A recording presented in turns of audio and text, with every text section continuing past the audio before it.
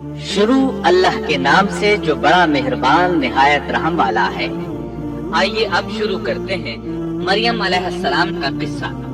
اللہ تعالیٰ سورہ آل عمران آیت 33 اور 34 میں فرماتے ہیں، بے شک اللہ تعالیٰ نے تمام جہان کے لوگوں میں سے آدم کو اور نوح کو اور ابراہیم کے خاندان اور عمران کے خاندان کو چن لیا کہ یہ سب آپس میں ایک دوسرے کی نسل سے ہیں اور اللہ تعالیٰ سنتا جانتا ہے۔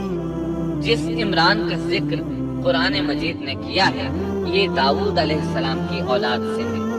زکریا علیہ السلام کی بیوی یحییٰ علیہ السلام کی والدہ عیشا اور مریم علیہ السلام کی والدہ حنا دونوں حقیقی بہنیں تھیں، اور زکریا علیہ السلام رشتے میں مریم علیہ السلام کے خالو تھے۔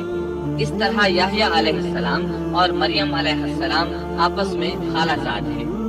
اللہ تعالیٰ نے اس دور کے کئی واقعات کی طرف اشارہ کیا ہے۔ سب سے پہلا تذکرہ مریم علیہ السلام کی پیدائش کا ہوا ہے۔ یہ واقعہ دمشق میں ہوا۔ زکریا بن دان سلیمان علیہ السلام کی اولاد میں سے تھے۔ دمشق میں زندگی گزار رہے تھے۔ عمر 100 سال سے زیادہ ہو چکی تھی۔ اس قصے کی ابتدا قرآن مجید نے عمران کی بیوی سے کی ہے۔ وہ مریم علیہ السلام کی ماں اور عیسیٰ ابن مریم کی نانی ہے۔ عمران کی بیوی کے ہاں عرصہ دراز سے کوئی اولاد پیدا نہ ہوئی تھی۔ ایک دن انہوں نے ایک چڑیا کو دیکھا، وہ اپنے بچوں کو خوراک کھلا رہی تھی۔ یہ دیکھ کر انہیں شدت سے اولاد کی خواہش محسوس ہوئی۔ انہوں نے اللہ سے دعا کی، اللہ نے ان کی دعا کو قبول فرمایا۔ چنانچہ جب بچے کی ولادت کا وقت قریب آیا تو انہوں نے ایک نذر مانی۔ سورہ آل عمران آیت 35 میں اللہ تعالیٰ فرماتے ہیں، جب عمران کی بیوی نے کہا، اے میرے رب، میرے پیٹ میں جو کچھ ہے اس سے میں نے تیرے نام آزاد کرنے کی نذر مانی ہے، تو میری طرف سے قبول فرما، یقیناً تو خوب سننے والا اور پوری طرح جاننے والا ہے۔ انہوں نے اللہ تعالیٰ سے اولاد کی دعا کی۔ اللہ تعالیٰ کے حکم سے جب انہیں بچہ پیدا ہونے کی امید ہوئی تو انہوں نے نذر مان لی کہ جس بچے کو جنم دوں گی اسے اللہ کے لیے آزاد چھوڑ دوں گی تاکہ وہ بیت المقدس کی خدمت کرے۔ زکریا علیہ السلام اور آل عمران بیت المقدس کی طرف نقل مکانی کر چکے تھے۔ بیت المقدس یہودیوں کی عبادت گاہ تھی۔ یہ ان کا طریقہ تھا کہ اپنی اولاد کے بارے میں بیت المقدس کا خادم بنانے کی نذر مانا کرتے تھے۔ بچہ پیدا ہوتا تو علماء کے سپرد کر دیتے، وہ اسے تورات پڑھاتے تاکہ وہ عبادت کرنے والا بن جائے، بیت المقدس کی خدمت کرے۔ لیکن ان کے ہاں بچی پیدا ہوئی۔ بچیوں کو تو خدمت کے لیے وقف نہیں کیا جاتا تھا۔ سورہ آل عمران آیت 36 میں ہے، جب بچی پیدا ہوئی تو کہنے لگیں، پروردگار میرے ہاں تو لڑکی ہوئی ہے، اللہ تعالیٰ کو خوب معلوم ہے کہ کیا اولاد ہوئی ہے، اور لڑکا لڑکی جیسا نہیں، میں نے اس کا نام مریم رکھا ہے، میں اسے اور اس کی اولاد کو شیطان مردود سے تیری پناہ میں دیتی ہوں۔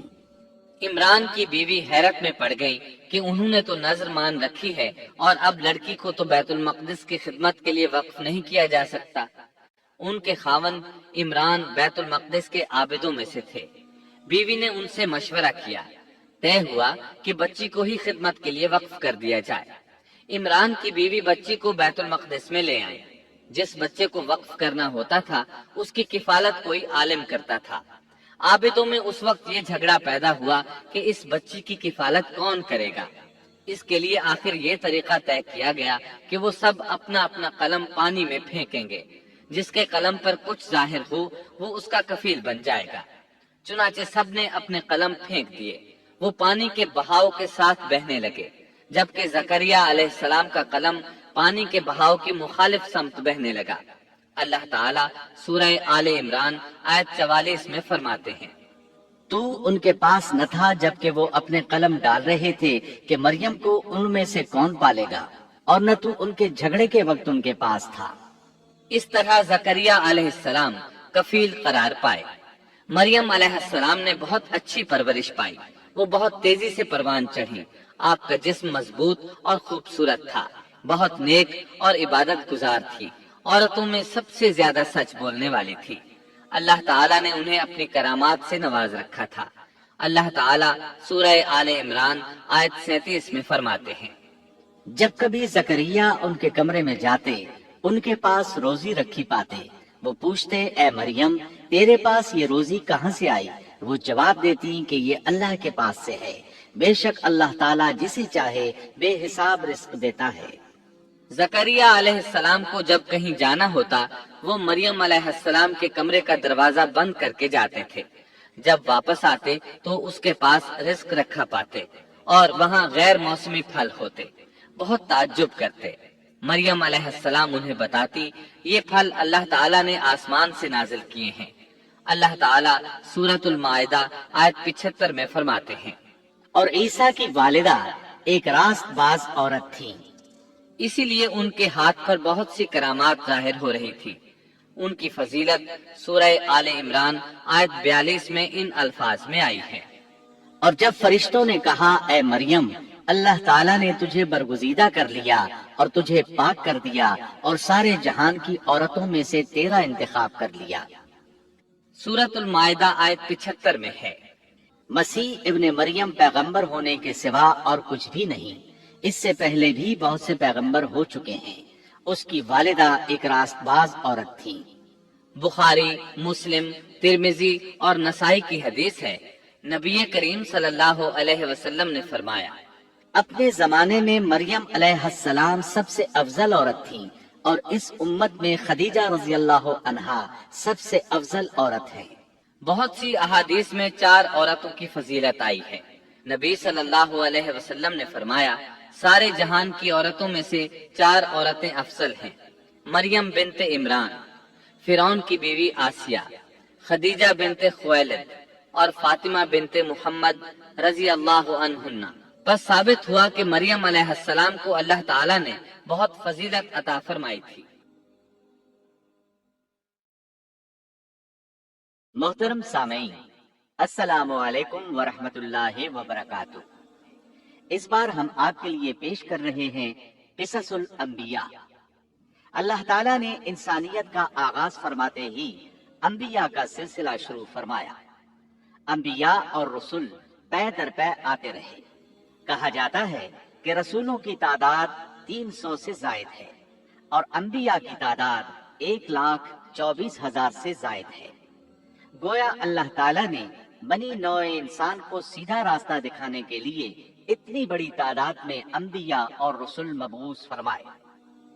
قرآن کریم کے بیان کردہ قصص حقیقت پر مبنی ہیں، اس لیے دوسرے تمام قصص اور واقعات سے امتیازی حیثیت رکھتے ہیں۔ ان کا تعلق خیالات اور ذہنوں سے گھڑی ہوئی باتوں سے نہیں، بلکہ وہ زمین پر واقع ہو چکے۔ انسانوں نے اپنی زندگی کے مختلف ادوار میں ان کا مشاہدہ کیا، اور پھر یہ واقعات اس لحاظ سے بھی منفرد ہیں کہ عبرت کا باعث ہیں۔ قرآن کریم کے یہ قصص لطف اندوز ہونے کے لیے ہرگز نہیں سنائے گئے، بلکہ ان سے تو بنی نوع انسان کو سیدھا راستہ دکھانا مقصود ہے۔ یہ مقصد تھا کہ انسانیت عبرت پکڑے، روز جزا کے بارے میں آنکھیں کھول لے، ان واقعات کو سن کر اور پڑھ کر اپنا راستہ منتخب کر لے۔ گزشتہ انبیاء کی امتیں جو بھیانک جرائم کرتی رہی ہیں ان سے اپنا دامن بچا لے۔ اسی لیے انبیاء کے حالات سے واقفیت از حد ضروری ہے۔ جب تک ہم انبیاء کے واقعات سے روشناس نہیں ہو جاتے اس وقت تک قرآن مجید تک مکمل رسائی حاصل نہیں کر سکتے۔